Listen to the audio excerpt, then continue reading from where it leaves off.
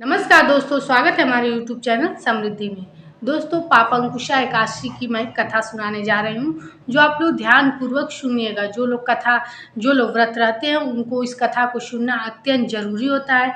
तो यदि वीडियो अच्छी लगे तो एक लाइक कर दीजिएगा, चैनल को सब्सक्राइब कीजिएगा, ताकि ऐसे तीज त्योहारों की कथा हो या फिर तिथि हो, आप लोगों को मैं आप नोटिफिकेशन के द्वारा सबसे पहले बता दूँ।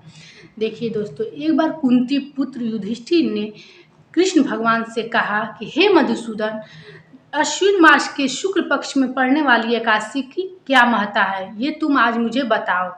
तब कृष्ण भगवान ने कहा कि हे कुंती पुत्र युधिष्ठिर, अश्विन मास के शुक्ल पक्ष में पड़ने वाली के इस एकादशी को पापंकुशा एकादशी कहते हैं।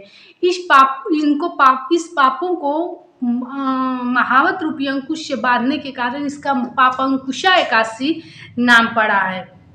इसको करने से लोगों के द्वारा मानव जीवन में किए गए समस्त पापों का नष्ट होता है और लोग एक अच्छे जीवन को प्राप्त करते हैं तथा उन्हें भागवत लोक स्वर्ग लोक की प्राप्ति होती है। आओ तुम्हें मैं इसकी कथा बताता हूँ।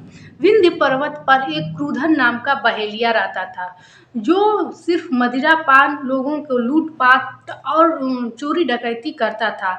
समस्त पापों को वो अपने पूरे दिनचर्या में समाहित कर रखा था। ऐसा करने से एक दिन उसका अंतिम समय आ ही गया।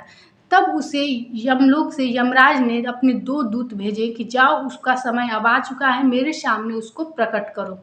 उनके 2 दूत गए और एक दिन पहले ही गए कि बोले कि हे बहेलिया, हम लोग तुम्हें लेने आए, तुम्हारा अब समय पृथ्वी लोक से खत्म हो चुका है।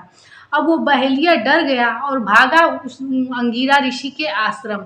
अंगिरा ऋषि के आश्रम भागते भागते उसने उनके पैरों पे गिरा और बोला, हे ऋषि मुनि, हमें यमलोक से यमराज के दूत लेने आए हैं। हम तो पूरे जीवन पाप किए हैं, हम कैसे वहाँ जाएंगे, क्योंकि वहाँ यमलोक का दंड भोगना पड़ेगा।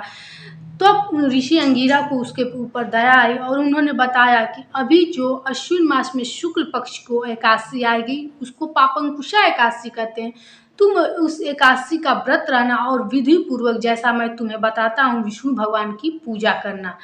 ऐसा कहकर वो चले गए और उस बहेलिये ने प्रणाम करके गया और एक विष्णु भगवान के मंदिर में उस दिन व्रत रखा एकादशी का और विधि पूर्वक पूजन किया विष्णु भगवान का। इससे करने से उसके समस्त पाप नष्ट हो गए और यमलोक को आए हुए दूत दोनों बिना लिए उसको वापस चले गए, क्योंकि उसका समस्त पाप कट चुका था।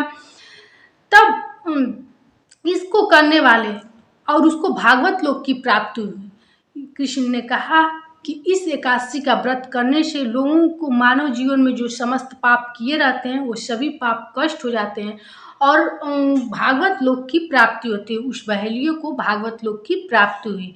यदि मानव जीवन में लोगों को अपना कल्याण चाहते हैं, लोगों द्वारा कोई गलती हुई है, तो इस एकादशी को करने से उनके पापों का नाश होता है।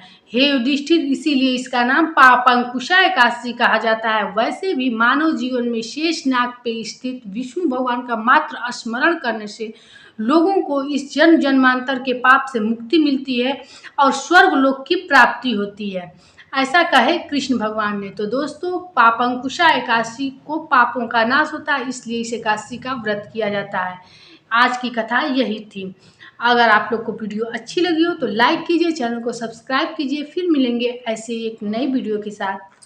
जय श्री राम।